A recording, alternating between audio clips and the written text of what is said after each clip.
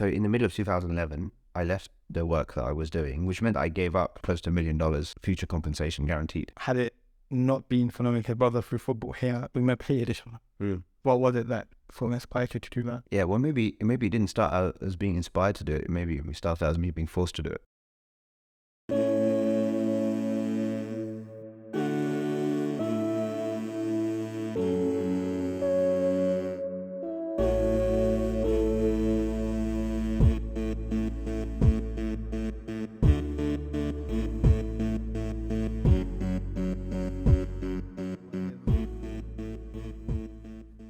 I'd like to explore your journey from maybe your teens, Okay.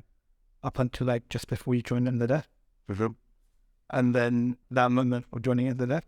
I'm sure like anyone listening, they can find things that you've spoken about are usually Zakat related, Salah related, that I mentioned earlier today. I like to really explore, and before that, I do think I'm in a good position to do that. I've known you for a while. Yeah. How long have you known? How old am I? No, how long have you known me? And I was born 13. And at Here for Youth, and we work with mosques to set up youth hubs. And a big part of that actually, I think we already had that growing up, and a big reason for having that was probably yourself. We had Sunday football, which I was allowed to go to till the night level. We also had the once a month dish party. We used to come to your house every Friday.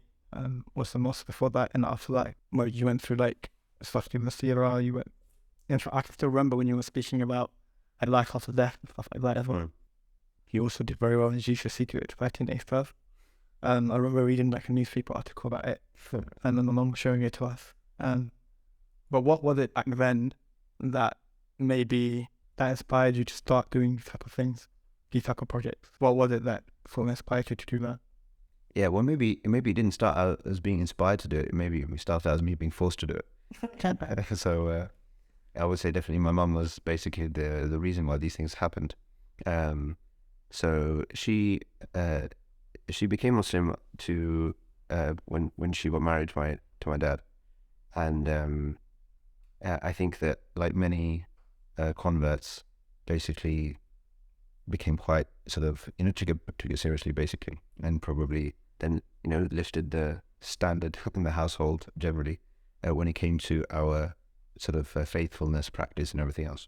So she had a natural kind of not as somebody who was particularly educated or anything in terms of background, but just had a natural desire to learn and to know more and just to facilitate. Like she's always been a person who tries to just look at what can we do, what's possible, Yeah.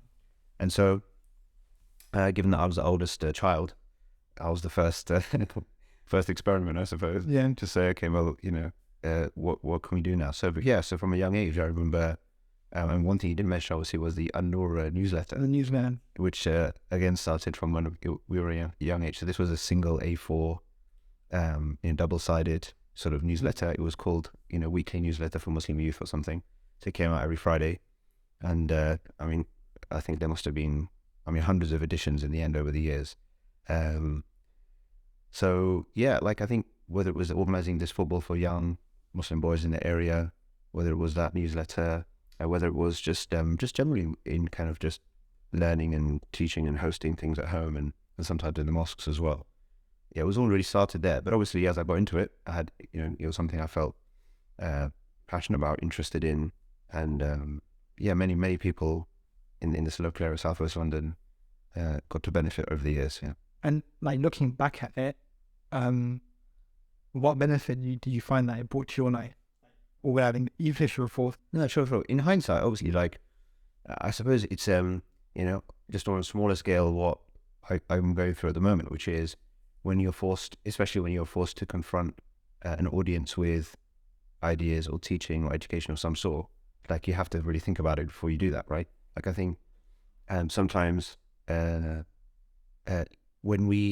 if we learn in sort of abstract terms where we're not able to sort of communicate those sort of learnings, or in a way that's kind of distant from people's reality, then the learning can become either sort of irrelevant or sort of skewed. Whereas if you keep your sort of learning and intellectual sort of journey alongside real interactions, Yeah. with sort of, call it grassroots of community, then you can relate. So I think that obviously all praise is to Allah, but one of the comments I always receive nowadays, typically when I'm teaching and people give feedback, is that, oh, that was really relatable, So, and I think that's come from that period. So if you're talking about what did I learn from that time, it was just, okay, how do I phrase a certain thing, say a certain thing, so to get the point across. Yeah. It's interesting, like later on when we had a weekly Sunday football here in Morden, I remember like toward the end of it, you had a lot of the Mitcham coming. There was one of the brothers who came. In fact, his younger brother was a close friend of mine. And he died stabbed in the heart in Ramadan, actually, like 12 years ago. But I actually knew him because I played football with his brother here. Mm. And I could personally see the impact that I could see the benefit as a young person, so much younger. Like seeing him, just for them to contribute to football and the relationships they built amongst us. Like, in fact, like the area that I hung around in, had it not been for knowing his brother through football here, we may have played each other. But because there was that interaction through football and through a shared identity and belief in God, obviously, we were able to just be friends and we were close. Sure. That's SubhanAllah. So one of the things I want to like sort of go into a bit more, and I think we'll come back to this a bit more at the end. I think it's really easy to just, like you said, everything can become abstract, a tick box exercise. This is what we're doing, this is what I think is right. But actually, if we don't have that real relationship, that real understanding that people go through, not just young people, anyone goes through, that families go through, individual parents go through, it's hard to actually give them what they're hungry for. So like, fast forward from like weekly football, stuff like that, I remember you just vanished from at university, we went to Cambridge, and then you vanished. But I remember every now and then we're doing YouTube, search up other workshops, meditation in modern mosque and get some meditations of yourself and things like that. And then the next time I saw you, we were staying in a hotel in New York. We went with you, and then after that you just like ended there, and that big gap, which I'm interested in, because when I first looked up to you and saw you, it was like kind of half the Quran, you read Quran really nicely, we see maybe we could football from to House to Learn, and then ended there, and that whole bit in between really missed out. Yeah. How was university for you? What was that like? Yeah, so university, I started university in 2002. I did economics for 2 years and then I switched to a management course for the third year. So left in 2005. So yeah, like straight away I was very involved in the Islamic Society. I think I became treasurer of the Islamic Society within 2 months of actually starting university because I think the existing treasurer didn't want to do the job anymore. And basically the only qualification you need is to do economics. Apparently, if you've studied economics, then you know how to manage these things. I don't think that's a necessarily good indicator, but yeah. Anyway, so I started doing that. So then, so I had a good relationship, a close relationship with the people who were running the Islamic Society at that time. Who at that time were sort of third year students, and really that was kind of quite central to most of my kind of activities and stuff. I found university. Partly I feel like maybe I could have done, approach things differently or maybe approach things better. But I did feel, and I think a lot of Muslims felt this way, kind of alienated from the broader kind of community in a way that I hadn't felt at school. So while I was at school and college, like I felt that, you were able to have, good social relations with all different kinds of people, regardless of, sort of faith and background, different values and everything else. Because actually a lot of the kind of, you can almost, in the school environment, things were kind of contained in a sense. And so a lot of the things that you wouldn't get up to, if you like, afterwards, like those, and you just wouldn't have to attend sort of after school or whatever, but you can still have the relationships, and interactions.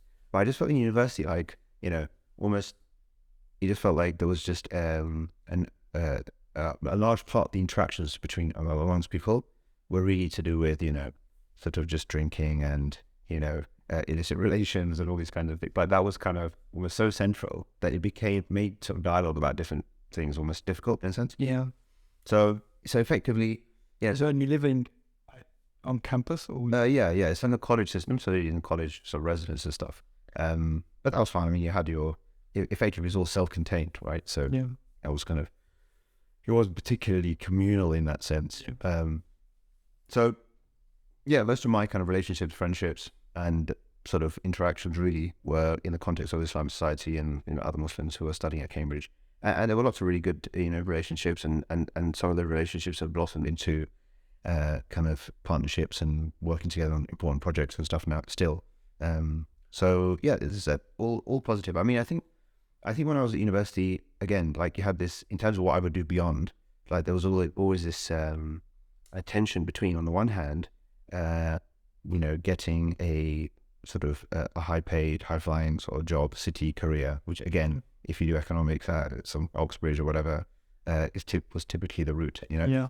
So that one thing definitely there, and my father from a relatively young age was would sort of push me in that, or nudge me in that direction, and on the other hand, I in a way that I wasn't maybe able to articulate very well at the time, but it was almost like I had just an urge to study and to learn, so it's quite a typical feeling for some people, I think, when they're in that university period, to think, okay, before I now get into whatever I'm going to get into next, like actually I just go away and study. I don't know how much of a inclination of how inclined people are to that nowadays compared to that time. When you say study, what do you mean by study? No, like as in Islamic studies, Okay. Arabic, Quran, and the rest. So at that time, obviously, it was relatively commonplace for people to then go, or Medina University, Egypt, Syria at that time, all these different places. In the end, I sort of ended up doing a bit of a hybrid, which was that I decided that no, I need to get a job and work, because I was the oldest. We weren't necessarily in a financially very good situation as a family. I wanted to relieve my dad from this work and him doing what he was doing. So I said, okay, fine, I'm going to do that. And I kind of had in mind, okay, I'll do it for a set period of time, maybe. But at the same time, I took a sort of gap year between graduation and starting my work. So whilst at university, I had internships in investment banking. I got a job offer. I asked them to defer it for 8 months or something. Then I started. Then I went to Jordan. So I studied in Jordan. That's where I met Sohail Hanif, who is also local here in Southwest London. He's now running National Zakat Foundation. So he taught me Arabic, and I had other teachers, and so that was I actually finished my hifz then. I hadn't done it. You finished it? Yeah. So I'd finished my hifz then when I was away. Started first, basically mostly just Quranic Arabic, and that was the focus. But then I came back into investment banking, and I was working at Lehman Brothers, which obviously famously crashed in the middle of towards the end of 2008. So I was there for 2.5 years up until that happened. Then I continued at Nomura, which was a Japanese firm that took over sort of for like $1 or whatever, what was left, and sort of restructured everything, and went from there for another couple of years. So that period of time actually was so now it was obviously a completely different environment, completely different day-to-day sort of situation, completely different interactions, how it worked compared to obviously the types you would have while studying at university. I was being paid well, right? Because you get paid well there. Before we get into that, Okay, go on. in terms of your relationship with Allah, how did that change? Yeah, like I don't think it suffered in terms of the core, meaning in terms of the basics, prayer and all this kind of stuff like that was there. And actually, I think one of the things I was able to do and facilitate, amongst others, in the actual firm itself, was to actually get a lot more people praying. And, I sort of quickly started leading a lot of the Jummah, sort of prayers, and just, and working together with others just to help, simple things I remember, like, which was significant really for some people.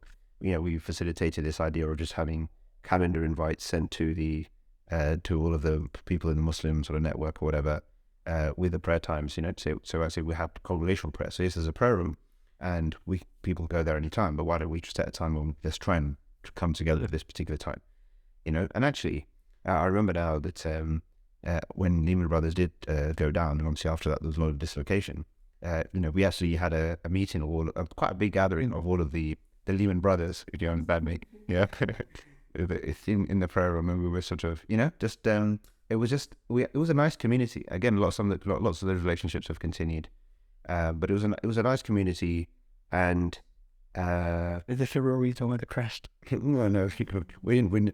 I mean, yeah, I think, to be honest, that's the thing. Like, most of us weren't actually involved in the parts of the business, which is basically the fixed income or interest sort of focused, if you like, products that actually, were responsible for this subprime business. A lot of it was in the US anyway. So I was doing other stuff, which, by the way, just because I think people think about this sometimes, it's like, which my view is that they're perfectly sort of legitimate, basically. I mean, I don't think, people say, oh, banking haram. It's not as simple as that. I think there's aspects of it which are, I think it's like a scale, basically, and there's aspects which are clearly sort of problematic, and there's aspects of it really which are, as clean as it gets. So for me, I felt I was on that clean end, and actually before I'd gone into that, I'd sort of filtered my choices, say, okay, if I get a role within sort of these 2 or 3 areas, and I'll be happy with that. Otherwise, maybe something else. But yeah. And you're about to get your income. Oh, right, yeah. As in, like, so it was fulfilling the kind of objective in the near term, which was make some money, really my dad of having to work. The house in which we're sitting, I bought, within 2 years, basically, of actually starting that job. So, and we didn't own a house at that time as a family, like, we were renting, whatever. So it was just to facilitate some sort of basis, right? But then also simultaneously, so I said a few things happened. Number one was, I was doing work, like I was probably in this, in the city for the kind of work that I was doing, one of the leading sort of, got to a quite senior position quite quickly in terms of what I was doing.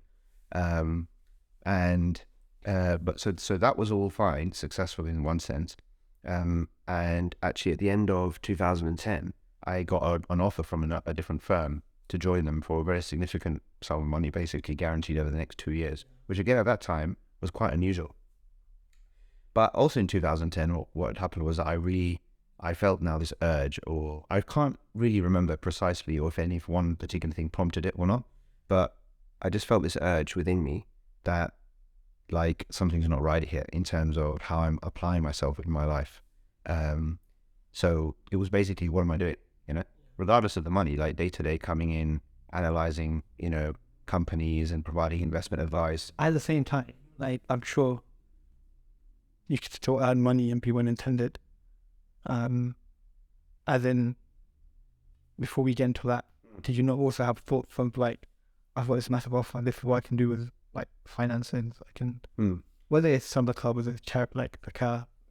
Sure. Or even, like, even if it's not stuff to do with, like, spending in family, getting married, which can obviously, these are obviously source. Of course. But these, you see, for me, like, these things are, for most people, the way we think about life, we think, okay, my education, my career, my spouse, my house, right, my kids, and then my death, And for me, it's like, well, that's these are all kind of parts of life, but for me, they're all central, frankly. Yeah, like all of those things to me are secondary. Even the issue of how you use your money, to me, is not as important than how you use your time, how you use your energy on your talents and your skills. That's more important, I think. So for me, it's like, I'm not making a judgment of, and we could talk about that, but I'm not making a judgment of, what anyone else is doing. I'm just saying, from my perspective, when I was there, it's like, this is fine. This is good. I'm earning money. I can do good things with it. I could donate significant amounts, look after my family, send my parents, on holiday to nice places, which I did all of those things, or whatever. Yeah. But for me, like, it was all like, I'm actually spending, the bulk of my days, my energy, my youth, or whatever. Like what am I actually doing? Instead of youth. Am I? Well, I don't know about now. I mean, I'm kind of I'm in between lunar and solar 40. You see, so this is very sensitive period of my life. Yeah. So this is it literally is bang in the middle, I think, because October 2021 was in lunar terms I turned 40, and December 2023 is when I become 40, like as in, you know, by my birth date, which is in December 1983. So anyway, the point being is that so it's like how I use my time, my energy, and my skills. That's really the key thing. You see, most people, they think about you know, Financial. huh? Andrew, I'm not Andrew Tate. Like I'm not disparaging wealth, but I think that the problem is that I don't buy into this idea of set yourself up, then you can do things. I think that's a big myth, to be honest. It works for some people, but that's a big mistake, because you can, you know, you can pursue. My thing is the other way around. I think it's like pursue the most meaningful thing, and the money will follow. Right? That's really it. Because there's a famous influencer. His name is Ali Abdal, right? And who speaks. And there's I think lots of his stuff is sort of just maybe for me OTT in terms of the whole productivity and whatever. Just, you know, it's a bit much. But there was one actual private session I was invited to attend with him, and it is the simplest of things, but just really made it click for me, and it was very useful, and I've shared it with many people since. Said that money is an exchange of value, so add the most value that you can, and the money will come. Wow. Okay, it's very simple, but it makes complete sense. So what that means to say is that actually, so then the question is, okay, what's the most valuable thing that I can do in this world, regardless of money? Okay, so take out the concerns about money, and now just think independently. And I would advise anyone to do this really at any point of your life. It doesn't matter where you are. Like, leave aside your concerns for money. Leave aside the fact that, you know, people's expectations, you know, whatever your background has been, whatever journey you've taken so far. Just look at yourself as you are right now. Just look at the world. No constraints, no whatever. And just think to yourself, what is the most valuable thing that I can do? So if I had no financial constraints, and to add a bit of spice into it, if you knew that you only had 2 years left on Earth, right? Then how would you use this time? So now that thought process would force us to think about, well, what is the most valuable thing that I can do? And then also it would also get us to think on all of the different planes simultaneously, because now you know that most valuable means most valuable as far as Allah is concerned, most valuable in the context I'm actually living in. And my ability to do the most valuable thing clearly depends on my skills, my passions, my sort of my natural kind of the things about me, which are particular to me. So then actually, that's where I started, I suppose, really thinking about, okay, well, what's the most valuable thing that I can do regardless of that? And then just sort of having a trust, okay, money and whatnot and everything will follow, Yeah. you know? So it's not, I haven't got to a stage where, financially sustainable. I haven't got to a stage where, you know, sort of, you know, like, I don't know, bills or recurring income or any of that stuff, yeah? I'm not really a particularly good saver or any of that. Like, I'm the worst person to advertise, you know, things like Islamic finance guru, for example. Although I have, you know, we have a lot of a good relationship with Ibrahim from there. But the point is, you know, that whole conversation is not me personally. Like, for me, it's just about this. So that's what really got that journey going. And I think, look, now it's been, whatever it's been, like 12 years since I left. And, you know, I'm still here. I have a family, you know, I'm eating, like, I'm housed or whatever. Right. And I'm just doing stuff. So the point being is that, and I had no idea. And for me, it's like living life. But going back to Go on. So you had this offer. So I actually took the offer because at that point I wasn't sure about what I was meant to do. So I took the offer, started working there, whatever. And it was, the situation was, okay, look, but then I got to a crunch point, and in the meantime, I had met with Mercy Mission, Azim Kidwai, Tawfiq Chowdhury, who at that time was Australian, I was in Malaysia. And that this was just amongst like many different people, organizations I sort of spoke to, try and figure out, okay, what's the pathway here? Because I was looking for what can I join onto, basically. I wasn't thinking too much in completely independent terms or entrepreneurial terms necessarily. I was almost looking for something to latch onto, you know. And I suppose with Mercy Mission and those guys, like I found like what was the best combination of an ethos as well as a sort of like a sincerity and ethos and a desire to be so professional in the way that you know, as best as possible in the way that things took place. And so so in the middle of 2011, I left the work that I was doing, which meant I gave up like effectively, close to $1 million of future compensation guaranteed. Yeah. But at that time, honestly, it was the easiest decision in the world because I had got to a state of such kind of a low state of kind of that I'm just wasting my life basically. That it didn't really matter what anyone would have promised me at that stage. I was going to move to the next thing. And you had like no fear whatsoever. No, I mean, really, I don't think I did. I kind of just, I mean, I've got to that stage where, yeah, like it was a sort of fearless stage of, I don't care, I'm just going to go for it and see what happens. And actually, I joined them on a voluntary basis. Like when I actually joined them, they said the best we can do right now is that you can participate as a volunteer, and then if we can pay you in 3-4 months, then we'll pay you. Yeah. So I was like, fuck it, that was enough for me. So that's how kind of desperate I was in a way to get out, but also how committed I was to a different path. Now, when I joined, I didn't know that. National Zakat Foundation, all of this at that time, it was for another role, a senior role within Mercy Mission, but it was quite a kind of generous role across different projects, different things, more like a finance type of thing. But anyway, that particular role didn't work out for me. Wasn't really the thing that I wanted to do necessarily. So it wasn't that. And I often tell people this: it's not like you have to have everything worked out. You just have to figure out the next step, and then keep learning and keep thinking through. So yeah, but then eventually National Zakat Foundation was started. The team, and this was already a dream of Sheikh Tawfiq anyway to launch something called. So what you were reasoning to join National Zakat Foundation, to like spearhead it at the time? No, it wasn't actually. So to join Mercy Mission, it wasn't to spearhead National Zakat Foundation. To join Mercy Mission for something else.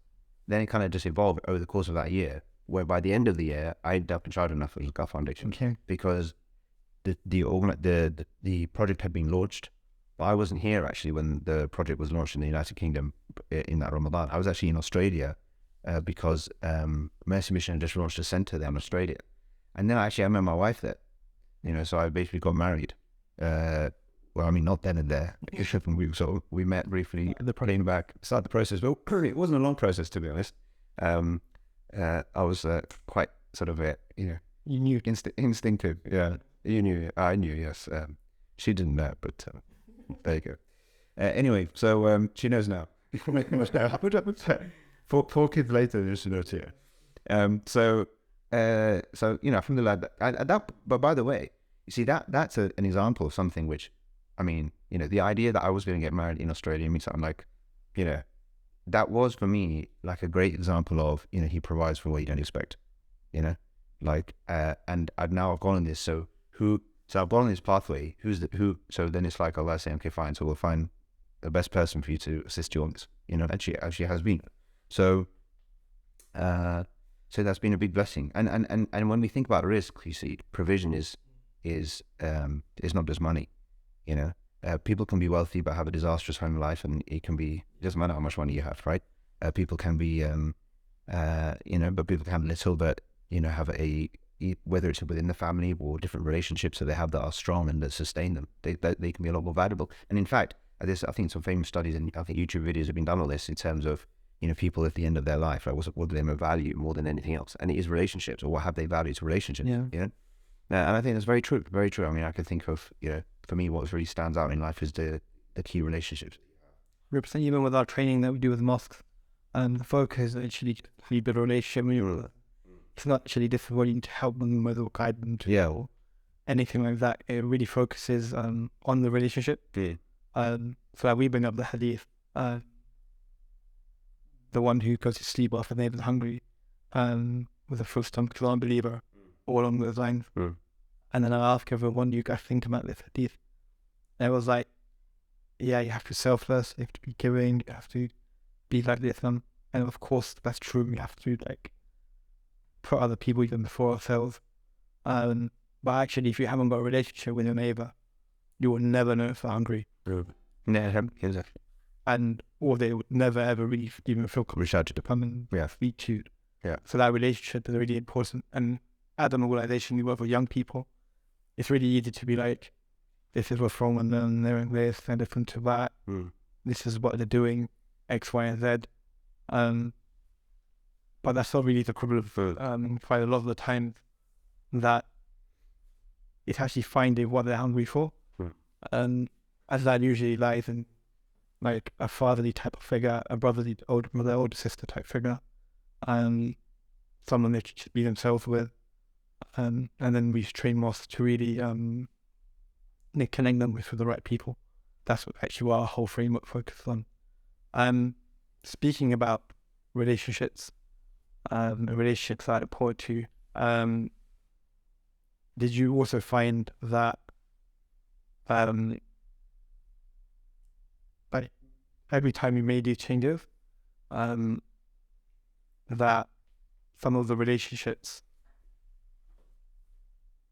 you even mentioned earlier, the people you know, sorry that, how did those different relationships like evolve? So like when you left the investment sector or finance sector, how did those relationships look like when you started working in the charity sector? Yeah, I think for me, the relationships evolve on the basis of, who is your sort of, let's put it this way, like who are your comrades on your mission, basically. Yeah. So I think there's people who I have a very fond, kind of, in a liking for. We get on a lot, but we don't necessarily interact and work with each other specifically for the projects that I'm working on, right? There are people that I know and we have a very good relationship and they might support in terms of funding for different projects. There's other people I know literally work with or have worked with in terms of doing stuff together. For me, it's really just in any one moment, who are the people with whom you have those kinds of collaborations, really, because that's the core for me in terms of that's central to what I'm sort of doing. So people who can support, whether it's sort of, intellectually or, financially or practically or whatever, operationally with different things, like those are the key relationships and those things will evolve. And I think that, it's like, it's often said about guys anyway, especially guys, that, like you might not talk to each other for years, basically, but then you'll just get together and talk again, and then it will be as if, Yeah. like exactly in between, and so, and so, yeah, like I think it's like that, basically. I don't know, for me, I'm just very much I'm not very good at, maybe this isn't a good thing, but I'm not very good at maintaining relationships that are not practically relevant right now, because it's almost like, I don't know, they just feel like there isn't the time sometimes. Yeah. If there is a need, if there are people who have a right on you, that's different. Yeah. Okay, obviously. So there's people, and that's maybe the whole point of the family thing, right? In a sense, meaning there's people so that everybody hopefully has places that they, regardless of what they're doing, regardless of what's going on, they should be able to find that support from, and in that unit, that's the wisdom perhaps of the. But then is that actually stopped at just family, or I don't know, let's say you met someone while you're in university, and you had a close enough relationship, was it? Yeah. And 15 years later you bump into them. Yeah. Exactly. But then I think it would just be as if, okay, fine, then we just sort of catch up and go from there. But even if that person went for a hand. What exactly? That's different. What I was going to say. If obviously, where I'm needed, obviously, then my kind of approach is at your service, whatever. So I'd say everybody sort of knows that. I think that I'll try and help with whatever I can help with. So, but you're right. Look, at the end of the day, I'm not saying I'm not giving this as advice. I'm just saying how it is for me. I'm saying that generally speaking, these things, there are circles of, there's like the individual journeys, and then there's like organized ways of making sure that these things are happening. So, for example, for the work that you're doing, well, exactly as you said, you're basically trying to facilitate almost through institutions or infrastructure, an organized way of making sure that that young people have the relationships that they need to flourish, because we cannot necessarily guarantee that they're getting that from within the club, or and the social circle could actually be detrimental to it, whatever. So you're trying to provide that space where and try to make sure that the people who are running these spaces make sure that they're actually doing doing what they need to do. So yeah. So I think that's really what it is. So I think that and then over the course, you said you want to talk too much about the NZF thing itself, and that's fine. But over the course of that National Zakat Foundation time, what I learned about myself was really, in a way, everything came full circle, because the stuff that you mentioned at the beginning, in terms of like just really the sort of the teaching stuff that I was doing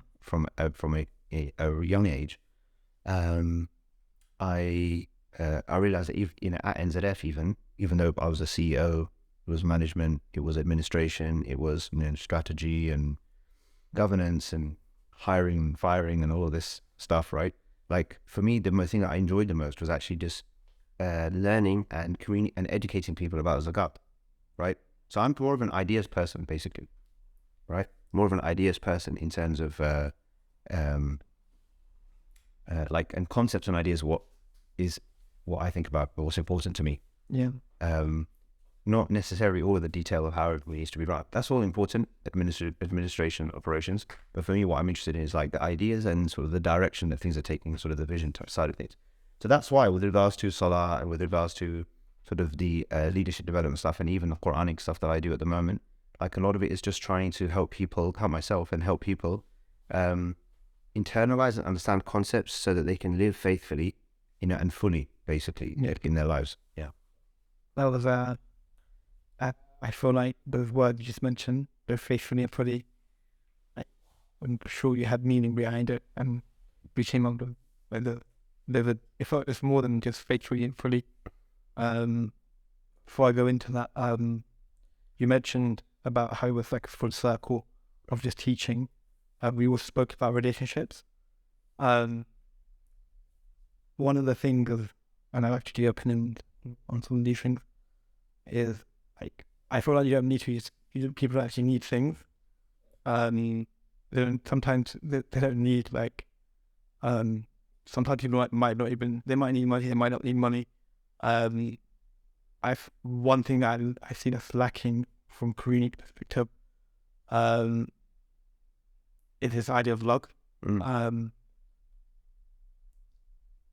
Family is really important, and you have to do family.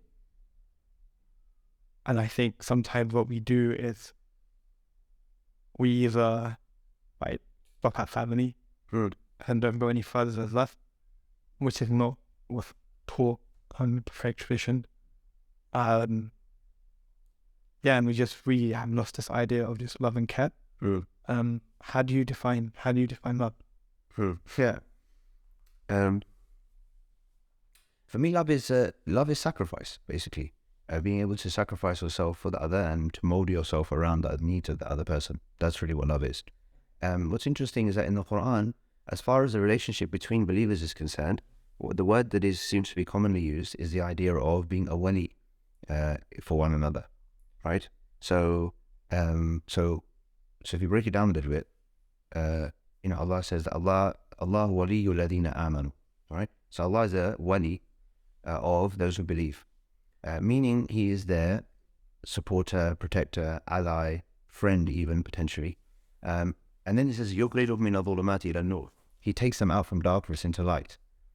But then at the same time, وَالَّذِينَ كَفَرُوا أَوْلِيَاءُهُمُ الطَّاغُوتُ يُخْرِجُونَهُم مِّنَ النُّورِ إِلَى الظُّلُمَاتِ. Those who deny God, their awliya, plural of wali, their friends, protectors, allies, supporters, are false gods. They draw them out from light into darkness. Now, what's interesting then is that elsewhere, believers are described as وَالْمُؤْمِنُونَ وَالْمُؤْمِنَاتُ بَعْضُهُمْ أَوْلِيَاءُ بَعْضٍ. Believing men and women, they are awliya to one another. So there's like what Allah is doing for us, being our ally, friend, supporter, protector, is how we're supposed to be with each other. But what's interesting is that the part where he says he's the wali of those who believe, and then he says that he draws them out from darkness into light. So for me, that's quite powerful, the idea. The idea is that then maybe the way to see it for each other in our relationships is that if we find anyone in darkness, then our job is to bring them into the light, So that's quite nice, I think, that idea of actually, and then it goes to everything I think we've been speaking about, which is, well, to really know where the other person is, be someone who people can talk to in the first place, because how would you know what their situation is otherwise? And then help them, bring them into into a better place, which again goes to the last two components of in Surah Al-Asr of the description of people who are not in loss, that as well as believing in doing good deeds, that they urge one another to truth and to steadfastness and patience, meaning you're just helping everyone keeping going on the straight path. People are struggling, people are falling off, people are getting lost, whatever. So what we're trying to do is we're trying to stay on it ourselves. We're trying to support as many people along the journey as possible. So I think that's that's really what it is, and that is loving one another. That is, and it's sort of sacrifice, putting others before yourself. So, putting Allah before others and others before yourself is really the way to be. Yeah. One of the ways that I've been defining it myself is just being committed to people's well-being. And that's different on different levels. And a part of being committed to someone's well-being is obviously being a form of guidance, or helping or supporting or being there, and with a sacrifice of patience, stuff like that. So it's interesting that you say that you speak about sacrifice. When it comes to like sacrificing for people, I guess what sometimes I struggle with, like I'm sure you do as well actually, like I could like have a friend that's going through something, I could do everything in that moment, and sometimes it means I'm there for other people. And there's something in that a lot of that people that we speak to, like the brothers and sisters that we trained, that they go through as well, is, so say for example one younger person needs a lot of support, but then they're not able to give it elsewhere. That's right. How would you, from your experience, like advise? So the way I thought about this is like, look, there's like you have to have a like a proactive core and a reactive sort of periphery, if you want to say it that way. What I mean by that is that when a person has discovered, okay, this is the kind of value I want to add in the world, right? Then you have to, I think, in order for that to be as successful as possible, it's helpful for it to be as focused as possible and as defined as possible.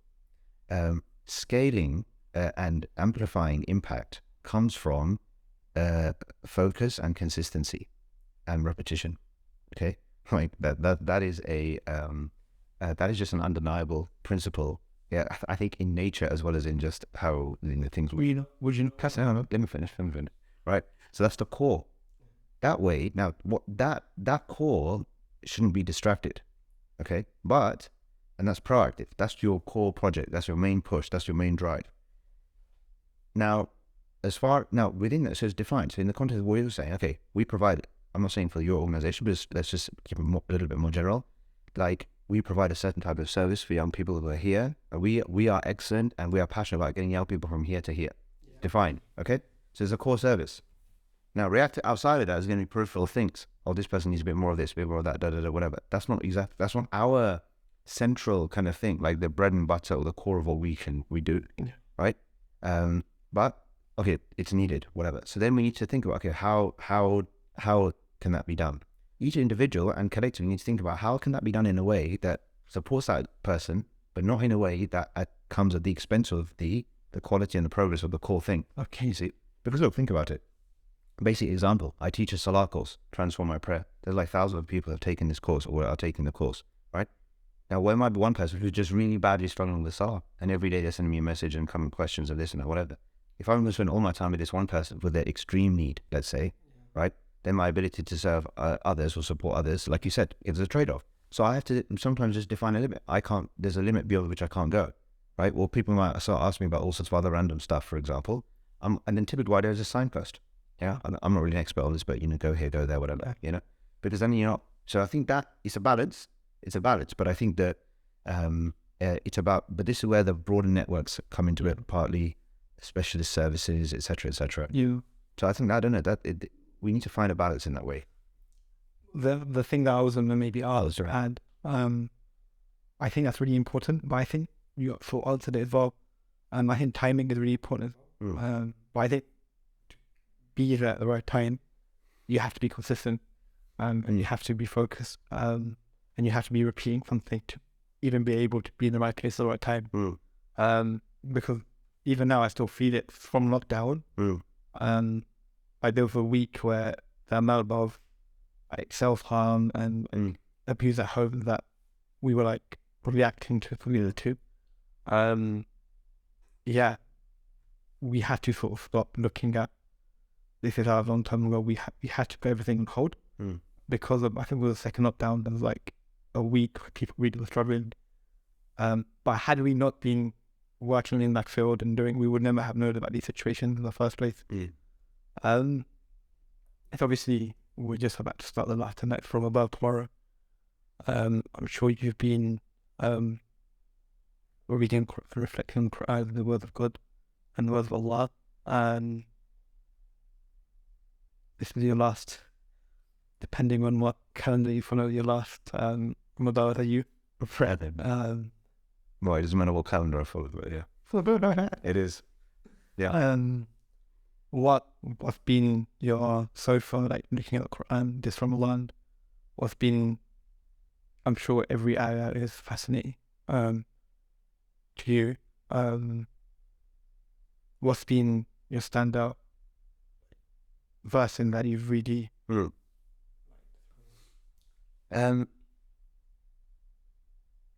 So I think that there is a, for me, the thing I've been focused a lot on is the verses which, for me describe who is a true believer. So this idea of a true believer. So what do I mean by true believer? In the Quran, you have the idea of a mu'min, someone who believes. Class your short side. Yeah, I'll share a few of them. Yeah. So so there's different ones. So you have the mu'min, you have mu'minun, believers. Okay. But then there are certain verses in which there's words put around that, if you like, that really kind of then emphasize particularly the nature of a true believer. So one of them, for example, at the beginning of Surah Al-Anfal, which is the 8th chapter, so the second verse, أعوذ بالله من الشيطان الرجيم إنما المؤمنون الذين إذا ذكر الله وجلت قلوبهم. That the true believers. So here Allah says not inna al-mu'mineen, but innama has an effect of kind of a restriction or an exclusivity. Yeah, like real believers in a sense. Yeah, or the believers are only those who, you have to fulfill these conditions to really be a believer, kind of thing. Like we were saying earlier, like you're not really a believer until such and such. Yeah. So إنما المؤمنون الذين إذا ذكر الله وجلت قلوبهم. Very powerful. That the true believers are only those who, when Allah is mentioned, their hearts tremble. So now even before you go further, that's very powerful. And it's really powerful because it's in the passive as well. It doesn't even say when they remember Allah, just when Allah is mentioned or He's remembered. So it might be when Allah occurs to you, or it might be when you hear the revelation being recited and you think of your Lord. It could be in different scenarios, but the point being that Allah is mentioned. Like, is anything moving on the inside? As I was mentioning in a previous in the session I was doing recently, the Arabic wajala yajidu, it literally sounds like jelly. Wajala yajidu sounds like jelly, right? To tremble, to shake. So jelly is very sensitive, even if it's not moving. It looks like it's moving. So it's like that sensitivity inside, very powerful. وَإِذَا تُلِيَتْ عَلَيْهِمْ آيَاتُ زَادَتْهُمْ إِيمَانًا. That when His revelations are recited to them, these verses increase them in faith. So they feel sort of empowered by the message of the Quran. وَعَلَى رَبِّهِمْ يَتَوَكَّلُونَ. They rely deeply on their Lord. الَّذِينَ يُقِيمُونَ الصَّلَاةَ وَمِمَّا رَزَقْنَاهُمْ يُنْفِقُونَ. They keep up the prayer, establish the prayer. They spend from what we have provided them. أُولَٰئِكَ هُمُ الْمُؤْمِنُونَ حَقًّا.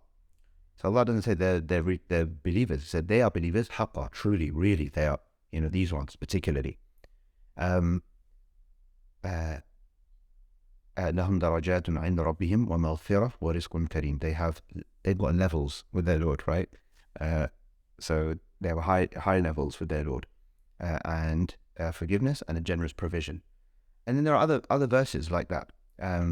I'll mention just one because then it goes to an important quality as well. إِنَّمَا الْمُؤْمِنُونَ الَّذِينَ, same start here, believers are only those. This is in Surah Al-Hujurat. الَّذِينَ آمَنُوا بِاللَّهِ وَرَسُولِهِ, those who believe in God and His Messenger. ثُمَّ لَمْ يَرْتَابُوا, and then they no longer doubt. They put their doubts behind them. That's really an interesting one, because Allah says, okay, they believe. It says, and then they don't doubt. So it's like, actually, despite your belief, you might still have some doubts, some uncertainties, and what have you. I'm not talking here just about intellectual doubts about faith. I'm talking about, like, in the context of, in the context of this sort of chapter and stuff, it's actually to do with exactly the level of commitment, meaning that it's like your faith is tested with a new challenge that's going to test your faith. Like, how are you going to feel uncertain and fearful, or are you going to really push through now?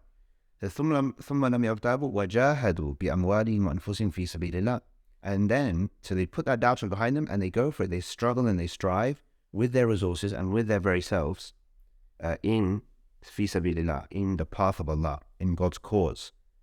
أولئك هم الصادقون. Those are the ones who are true. They're genuine. They're real, right? Meaning they're true to their statement, La ilaha illallah, really. So this is very powerful. So for me, the idea of being a true believer and the idea of striving for God's cause, like for some time anyway, but again, this Ramadan, like for me, like this is really the pinnacle of the Quranic message about like what the best kind of human being there is, right? The person who basically is like wholehearted and fully committed to serving God's cause. And that's why, like we were saying earlier, for me, it's not just about, okay, someone donate something on the side or whatever. It's like, it's a full direction of your life.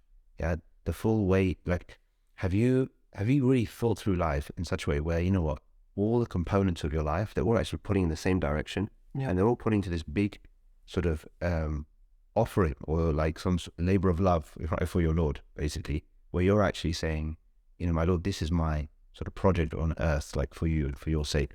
That's really what it, for me, was powerful. And there's one other verse, the one last one I just mentioned, which is very powerful as well. It's kind of like tucked away in sort of the A'raf, which is a big chapter. And this is really nice on the issue of what's the point? Because frankly, you know, sometimes what a lot of us can think, you know, when we confront difficult situations, but you might have a down day, and frankly, the world is full of like depressing sort of news and situations and everything else. It's like, it can really occur to you, just what's the point, you know? So here, with قالت أمة منهم لما تعظون قوما الله فمهلكهم أو معذبهم عذابا شديدا. So this is talking in the context of the children of Israel, and there were some preachers or warners amongst it. People who were trying to basically tell people, look, you need to sort ourselves out here, basically, and come back to the right ways. And then they were told by some people, look, why are you bothering to warn people who Allah is going to basically destroy them, or at least punish them very severely? So what, you know, what's the point, basically? So they said, قَالُوا مَعَذِرَةً إِلَىٰ رَبِّكُمْ, which means so that we might have some excuse before your Lord. وَلَعَلَّهُمْ يَتَّقُونَ, and perhaps they might find God, basically. They might become God conscious, you know? So we can never give up and never be despondent. And that is very powerful. Like the idea that I have an excuse in front of Allah. Like, so this goes back to everything we were saying, you know, at the beginning. This consideration of how am I using my time, my energy, and my skills. These are really serious questions. And in context of Laylatul Qadr, which is the night of decree and destiny, it's like, this is a period where actually just, well, you can figure out your destiny. You see, I think the issue of destiny for many of us is we have internalized it as something that becomes almost a little bit self-defeating, right? Because if it's destined, well, you know, do you know what I mean? Like, so where do I fit into it? But there is, it's a mysterious, obviously, thing. It's a mind-boggling thing. But there's something about not just receiving your destiny, but creating your destiny as well. Like, at the end of the day, our choices lead to our destiny. I mean, we made a choice, something happened, and then you look back and, oh, that was decreed, but you also chose. Yeah. There's this kind of, I think what there is that there is this, I think that the human being basically has all these possible pathways, and that there is a possibility of us choosing the highest possible pathway for us. Yeah. That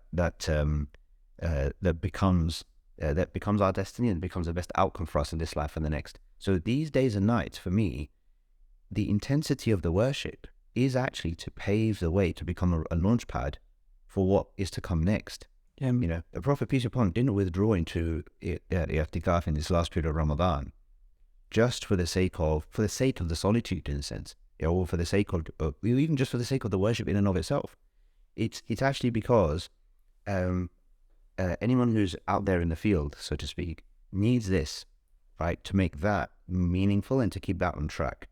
And as soon as Ramadan is over, that withdrawal period is over, what's he doing? He's back out into society, doing, fulfilling his mission and pushing and taking things forward.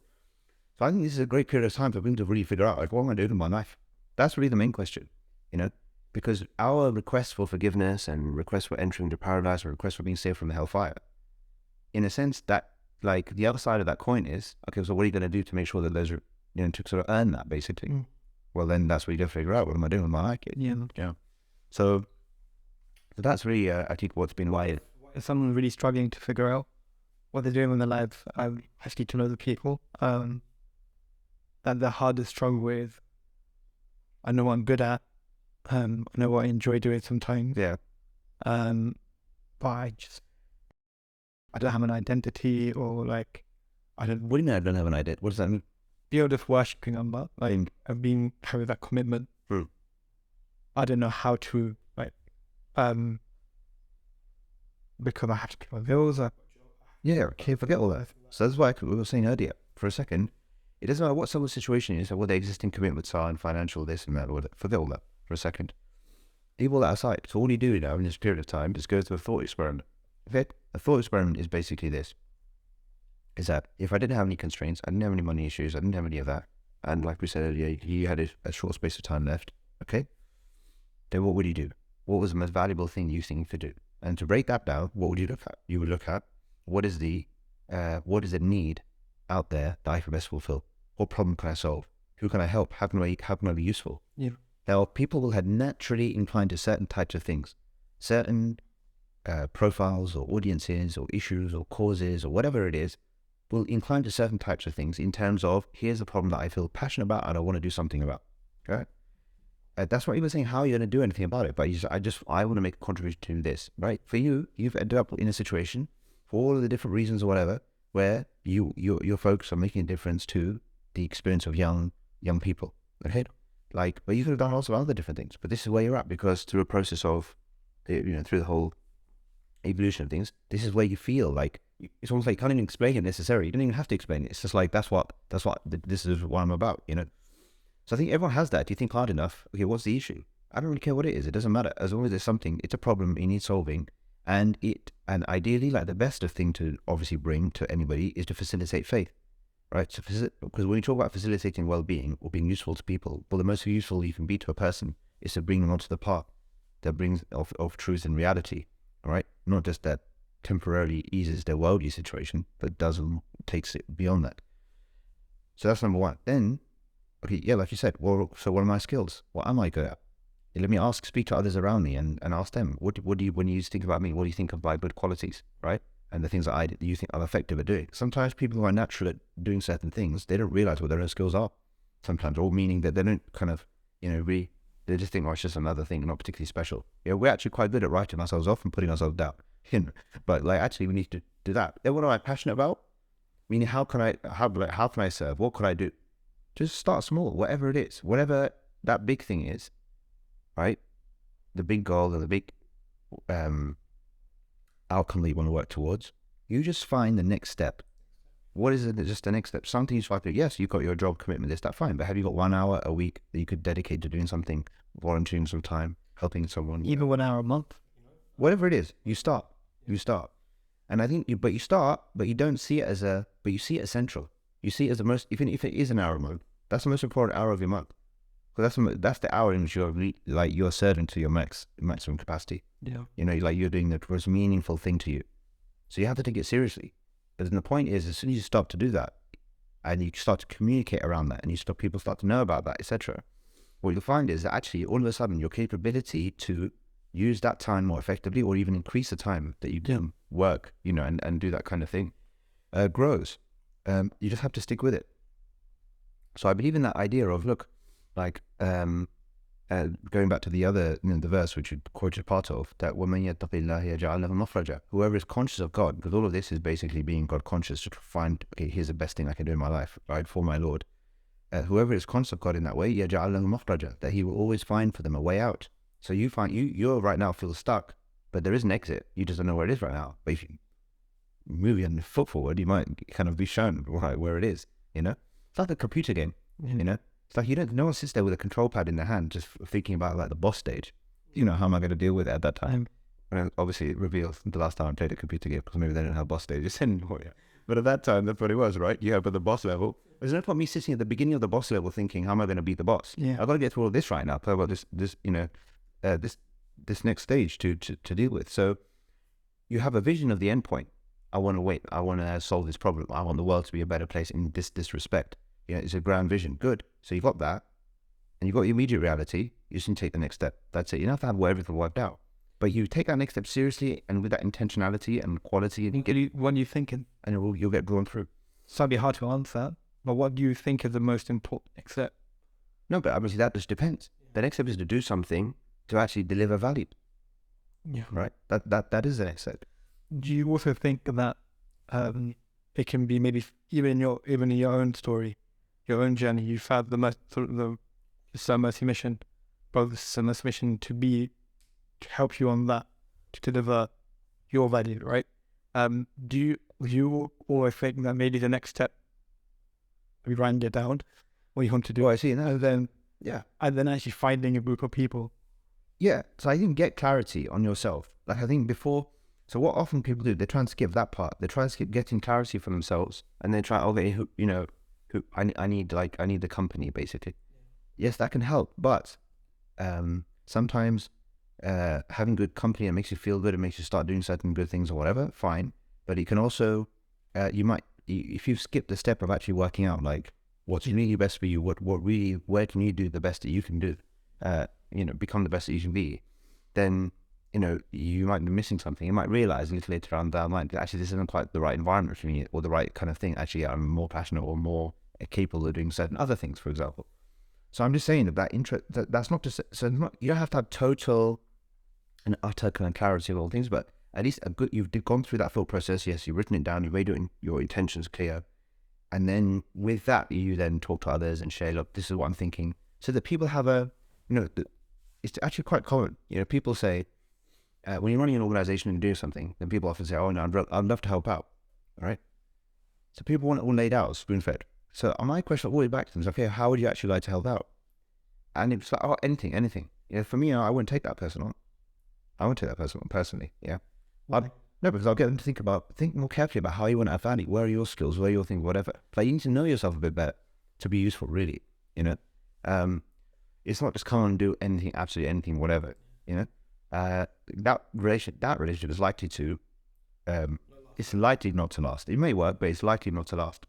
So I just think on a personal level, that's what people need to do. Like actually really spend the time, really get to know themselves. Yes, you interact, you do that. Once you have a first level of clarity, right? Then you take the next step on that basis and start communicating that. And then, like you said, people will come find your people, you move forward, you'll learn, you'll have your experiences, and then you go again, keep reevaluating until you get to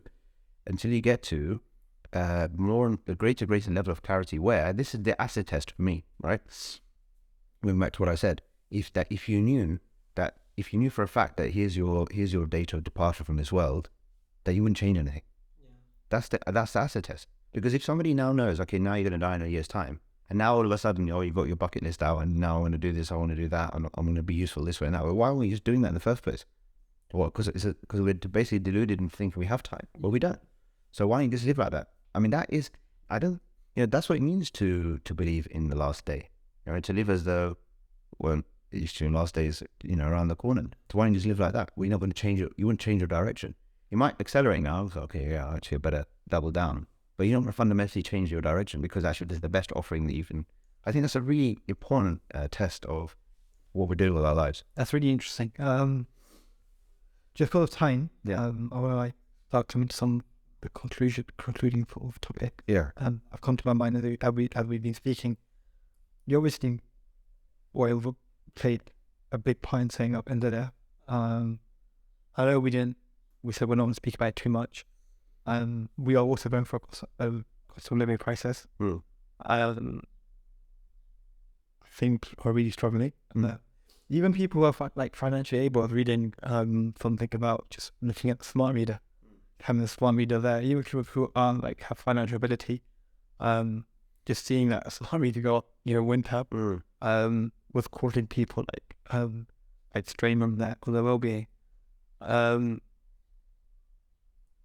How?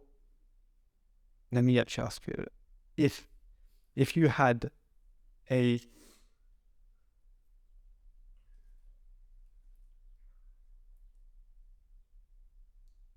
if you had £100 to give in zakat today, right? Because it's the last thing in Ramadan, that's why I thought actually I should ask this. Because a lot of people will be waiting to give them the zakat. And I don't want to start a whole conversation about nuclear globally yet. I think a lot of people can agree that at a minimum, a portion of zakat needs to be given here. I think some people can also agree, like, yeah, some sadaqah should go also to abroad. And that's not the point of this discussion. But if you had £100 of zakat to give, who would you give your zakat to? And how would you give that for £100 zakat? Well, I'm not going to name a particular organization. I think I would depend on, for me personally, like I try to give in a way that I think builds, best facilitates infrastructure, and it gives the best foundation for a long-term future for Islam in the United Kingdom. That's for me what it is, right? Now, there's lots of different things, and it's hard sometimes to weigh up and to prioritize. Okay, 100 might just be a theoretical kind of number, right? Like, it's just how do you divide 100? Like, but for me personally, that's the most important thing. Like, what you see, in my view, zakat is fundamentally two things. Number one is for the relief of individual difficulty and poverty, and for sort of economic progress, let's say. But the other thing is also in terms of providing the leadership within the community, meaning those people who are striving and struggling to help preserve faith and to move faith forward. Those people need resources. And for me, that's a critical part of where zakat comes in as well. And now that's not necessarily commonly held view in this country or commonly practiced. But for me, it's one of the greatest mistakes that we're making with our use of funds right now. We're not actually putting money at the very zakat that Allah has instituted in order to preserve the faith. So you see, that's the point of it. All the pillars, that's what they do. They put foundations in to give you a strong basis to build a faith community. That's the point of the pillars. Okay, all of them. Now, why do you give zakat to a poor person? You give zakat to a poor person because so their poverty doesn't become a means of disconnect from the community and disconnect from Allah and a source of despair, which is faith destroying. That's why we give zakat to a poor person.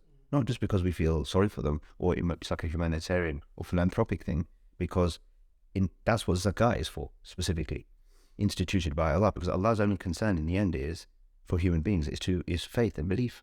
It's not even material well-being for the sake of material well-being, you see.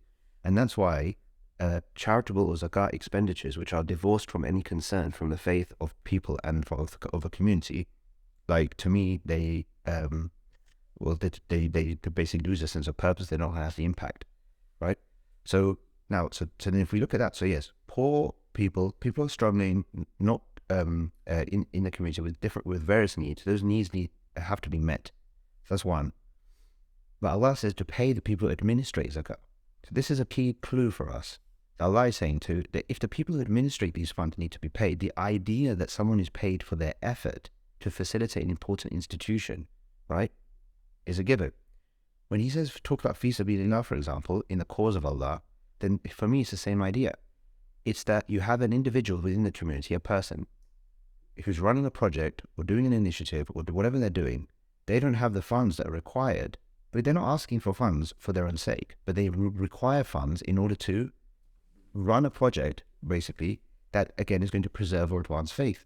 So to me, it's a completely consistent and logical, and it makes sense that in our contemporary situation, these things also need to be funded as well to achieve the same overall goal, right? To provide services for those, freely, and for those who can't afford it, whatever, and to facilitate a leadership so that they can sustain themselves, so they can do the work, basically, to run projects. So now, whether somebody thinks that is, for example, for youth services, or it's for, the purposes of education, or it's for the purposes of improving the perception of Islam Muslims, externally, there's different things. I think there's all of these different avenues, in my opinion, that can and should be supported.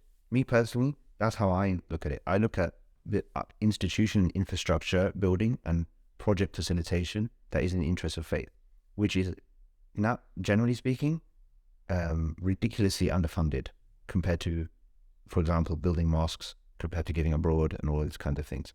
And the verse comes to mind, وَأَنْفِقُوا فِي سَبِيلِ اللَّهِ وَلَا تُلْقُوا بِأَيْدِيكُمْ إِلَى التَّهْلُكَةِ. Spend in God's cause. Yeah. Don't contribute to your destruction with your own hands. If you don't strengthen yourself by spending properly, you will fall over. Yeah, and that's what's happening. It's interesting as well because, from our perspective, we train mosques to youth work, we've done careers of youth med over the last 15 years. I remember like several years ago, I was raising money for like a project in Syria which was needed. It took me about 2 days to maybe raise that £10,000. When it comes to maybe some of the local related issues, when it comes to like in our context in your youth work, it's always hard to like raise community funding. That's because we think in material terms. We don't think in faith terms. That's the reality of the situation. Because for us, we don't understand the greatest poverty is disbelief. The greatest poverty is not material poverty, it's disbelief. And also that our greatest accountability is in relation to our spending, in relation to our effort and everything else, that it's in the context, like it's where we have like a function and a role, right?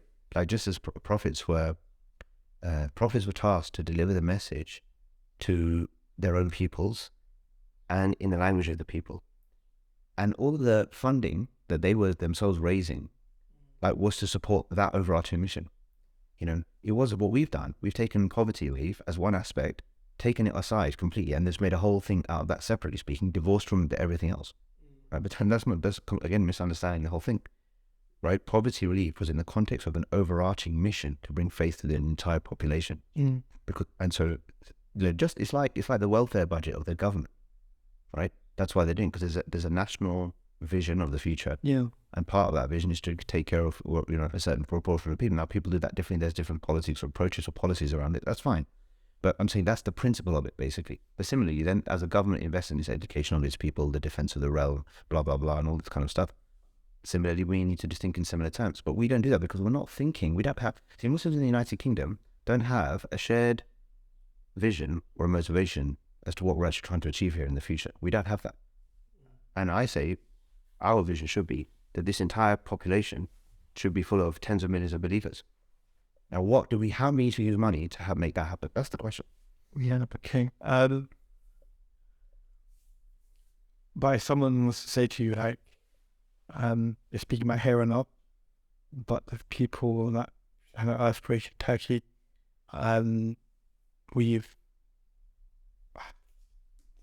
so many related issues with children.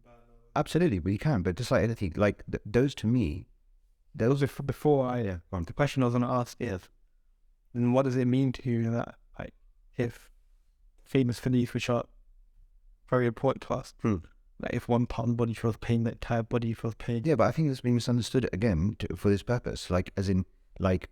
Well, why are we using the same hadith then, or the same narration, or the same idea when it comes to the local? There's also the same parts of the body, so it's not even consistent. The point, like the way people use that, like, I mean, there's many things I could say about this. You said you didn't want to get into it, but then you got into it. Naughty boy, you naughty boy, right? But the point is that look, that just like anything else, those things can be supported and should be supported, but should be exceptional. Meaning, it should be a portion of what we do, not the entirety. And it is pretty much the entirety, right? So I'm saying the ratio right now is something like 397. That's extremism as far as our spending is concerned. Is it 3% here and 97? Yeah. Like, if anything, in my opinion, it should be more like 80-20. 80 here, 20 elsewhere, right? Something like this. 80-20 rule is a similar rule. But there's some who also argue that tax here. No, it's not about tax, because your tax is not facilitating faith, because it's not about material welfare. This is my point, right? What tax money is going to pay for the reputation of Islam and Muslims amongst the population of this country? What tax money is going to help that? What tax money is going to help preserve the faith of our young people? Which part of tax budget is for that, right? It's not. If anything, a lot of that tax is doing the opposite, not what we're saying, right? Yeah. The other point is that you have to realize we've got to elevate our thinking, because look, you see, unfortunately, the reality is this: whether it's consciously or subconsciously, most of us who give internationally, and that becomes the dominant thing that we do, and especially reactively and spontaneously to certain situations, especially when it's to do with conflict situations, political, these kinds of situations, right? Like, you have to appreciate, I think we lose perspective because we're in our own little bubble. Whatever we might do here, right, is typically a drop in the ocean of what ends up happening for different places. Like, if you look at all of the aid that has gone to Syria, for example, over the whatever period of time, the contribution of the UK Muslim community is a teeny tiny proportion of globally what has ended up going in there from everywhere else, right? That's fine. So you might have a relative strength compared to that community that way, if you look that way. But within your own community, you are relatively very weak, if not the weakest. So the point is that also when you do that, what exactly are you doing? I mean, what are you achieving? Yes, you're achieving temporary relief. I mean, the Palestine issue is a classic issue. We don't invest in the kinds of things that need to be invested in here to give us the actual political voice that might actually have an influence in terms of this country's policies and approach to that issue, which is the surest way that we can actually potentially affect it in the long run. But all we are doing is actually, every year or every Ramadan, when the oppression basically hits hardest, typically, and takes place, then all we do is react. We just give some money. We feel better for ourselves for 5 seconds, and then we forget about it. But actually, that's not care. That isn't commitment to well-being, like you were saying earlier. That's not love. In a way, it's almost a bit cynical. It's almost like reward. I'm giving. I'll get the reward for the suffering that's taking place, but not doing anything or having any concern for using my time or my money in a way that would actually help relieve the suffering or prevent the suffering for our family in the first place. Right? Where's that? It's almost non-existent, completely non-existent. So our voice here in actual, so then if politically no one cares what you think, because you haven't organized yourself, invested in yourself to progress yourself, then all you're ever going to be doing is a desperate attempt. It's like literally our international relief, most of it is like putting plasters on amputated limbs. It's like, you made an effort, but you could have done better. You could have prevented the next, you could have prevented the next whole lot. So I'm saying that I'm not against the idea of international giving, but it actually, I mean, hopefully one day people will understand that this is the most commonsensical and basic thing in the world, right? Because it's a little bit like, that's why I give the example. If the UK government said, okay, everybody, there's great suffering in the world, okay, we are going to give 95% of all taxpayers' money for international relief and development. We're going to do amazing things, right, with all these billions and billions of dollars that we're now going to, pounds that we're now going to spend. There will literally be like a revolution here, yeah? There will be a revolution. Like, we would think that was unreasonable, But that's really interesting. It's my tax. I'm happy for why am I not campaigning against the government for the fact that they're only spending 0.7% of GDP on international aid? So a Muslim living in this country who insists on a disproportionate international giving, who simultaneously is not campaigning or pushing or participating in an effort to make the government spend more of its budget on international aid, is inconsistent, Like, why are you happy for your tax to be spent on all these things? You're not making that. All of a sudden, the moral arguments about international versus local have disappeared. It's only your money. And also, why am I buying a car? Why am I having an extension? Why am I eating food I don't even need to eat? What about that? Why is that also not going abroad as well? There's lots of inconsistencies and frankly sometimes hypocrisies in the way that these things are faced. So it all comes down to, it's all like a debate around this portion of my zakat and sadaqah, forgetting all of the rest of the world, forgetting our overall mission, forgetting the overall accountability. And we have to appreciate one thing. Allah is not going to ask us about every poor individual on earth. He really isn't. It doesn't make sense. It doesn't stand to reason. He's not going to ask about every poor individual on earth. And there is, by the way, look at in the subcontinent, there is enough zakat in the subcontinent for the subcontinent. Don't tell me there's not enough zakat in Bangladesh for Bangladesh. So why if Pakistan for Pakistan or India for India or anything? There is. It's not like we're having to compensate for the fact that different communities are unorganized. When we have got literally people leaving Islam, dire situations of people in all types of suffering, right? And a situation where people, where the faith is not, is not being understood and not being conveyed properly and appreciated by those around us. That is, to me, more concerning. The disbelief of people in this country is more concerning to me than the poverty, the global poverty. And that whilst that might be hard for some people to take, I mean, if that wasn't the case, why didn't the Prophet, peace upon him, send funds all over around? He could have literally got people and just said, go off and just go give them money and come back. They're saying they will do anything else, but he never does. Not even Sunnah. Why if someone was to say, these are some 4 or 5 also himself, and a country they've obviously been colonialism. Okay, so now what? No, maybe we do also have a moral responsibility to spend more abroad. Why? To have a fair redistribution of wealth. You know,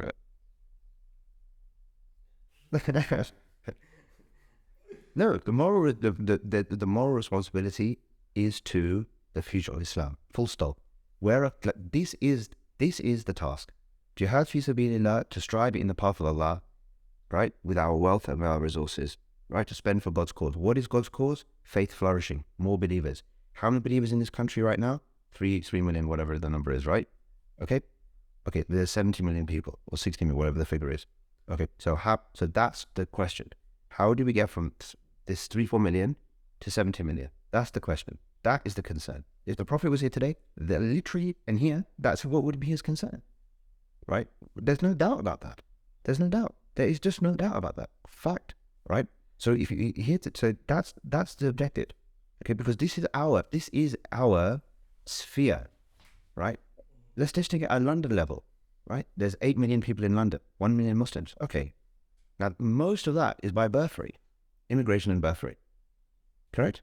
Okay, so how do we get from 1 to 8? Other than procreation. You understand? That is a bit. Now spend your money to achieve that, and then tell me that that's not in the best interest of the global situation later on down the line. It's really basic actually, but we are not. I think That's interesting. No, I think they made good points. just some, yeah, just some. Only two. Well, if you We better wrap this up now. Like, we ain't tired. they're tired. Got PT, mate. Got family. Cool. My dad's over there waiting. Before I had a subhanAllah. In terms of the Just ignore me. Question. Next question. in terms of like again back to Ramadan, you already spoke about Quranic ayat, spoke about Zakat, and this is the last one about Ramadan, and then we'll conclude. Is you spoke about if you know that this is your last Ramadan, then you start from a clean slate, because you can't assume how everyone from Allah has been going up, turn up. You got 5 minutes. Is with I'm serious. I will go. if Ramadan hasn't been going so well, how what 3 tips would you give to people on how to use these last 10 days? Yeah. So first of all, we shouldn't let our past determine the future. All right. Whatever's happened has happened. Is done. Okay, fine. Clean slate. Now we move forward. Right. So there's still plenty of time in Ramadan at this stage to make the most of, and obviously the most blessed period of the month. So that's number one. So get your basics in order, your prayer in order, right? Your Quran engagement, Quran in order. Look at the translation if you don't know the Arabic, ponder its meanings, etc. Think about the implications in your life. These basics. But then, as we've been discussing, I think the key thing is, like, what am I doing with my life, and figuring that out. Because if this is about the mighty decree of destiny, and you're searching for that, it's like what I've been saying is the descent of the angels should be met with the ascent of your intentions and motivations. Yeah. Right. Like, and then with those things combined, and that makes something special, and then a new pathway going forward. And so make some serious Ramadan resolutions, make some decisions. Like, in this period, we should be making commitments. For me, that's what I'm excited about in this last period. This is actually literally my last sort of engagement like this until the end of Ramadan now.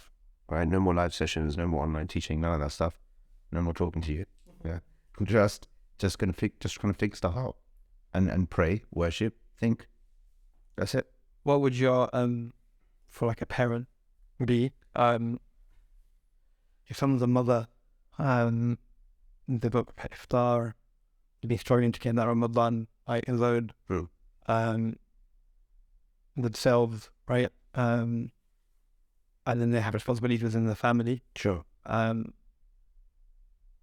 actually, like, if I look at my own relationship with Salah, maybe the relationship I with Salah wouldn't have been possible for me to have when I was like 15, potentially, because you go through life and you understand things a bit more. What advice would you give to a mother in these last 10 days? And also in maybe encouraging mother or father, right? In terms of encouraging the family, the children, to also like make the most of these last 10 days. Look, anyone with lots of constraints, responsibilities, and everything else, I think the key thing is you almost, let's put it this way, do as much of the i'tikaf or spirit of i'tikaf as you can, which is solitude. You got to find that time away. Yeah, fine. You know, kids are driving you crazy, and household is busy, and responsibilities and everything else. Of course, understood. All of this is worship. Don't feel bad about that. All of that is goodness, is worship. Like reorienting our intentions of those things, right? If our intentions are to raise our children, right, to be leaders and to be contributors in the path of Allah, then all of this effort is all, you know, it's all hugely rewarded, right? If kids is just, I'm just having to do it again, it's, you know, it's all about the material and the non-material in the end. See, if someone's parenting is all about just getting the material things done for their kids, and that's what the stress is, fine. But if they're doing it for a higher reason, they've got some intentions as far as their kids are concerned in terms of what's going to happen and how they're going to be. That's a whole different story, you know. So I think those things in and of themselves aren't like bad things, or not even necessarily distractions. They could be your offering, your worship.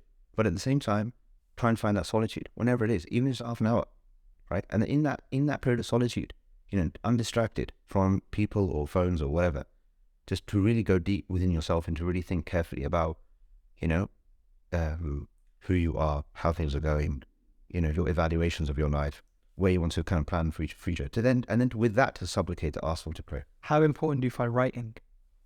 For different people, I definitely encourage it a lot. For me personally, like I don't feel that I need it to cement intentions. I feel that I need it to give me clarity in terms of, say, like some thoughts and ideas and approaches. But for me personally, because the stuff I'm talking to you about is stuff I'm always thinking about anyway. It's like I can't even switch off from this stuff anyway. So for me, like, but I think definitely putting it down in writing is definitely helpful.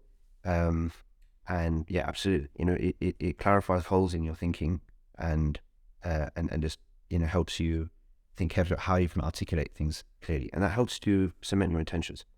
No, excellent. My final question. That's good. Been a pleasure. Likewise, and you made the most of Ramadan in life. Oh yeah. And your final moment. Being a youth. Here wrote down. One up. I speak from experience. I'm Still a long way. and a long way off. No, may Allah bless you and your team and all the work that you guys are doing.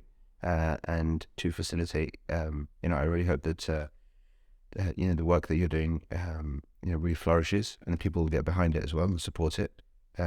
Because I think what can be achieved with that is truly, you know, it's truly amazing what the potential is. So I think that, you know, hopefully that all of that will flourish and be accepted. I think even if people are struggling with Ramadan about 10 days, you've obviously got one of them, I think, very good to try for my prayer. Much you're struggling with prayer, I think definitely worth checking that out as well. With that, we'll conclude. Thank you for coming on. My pleasure. Thank you. Sorry. It was an honor.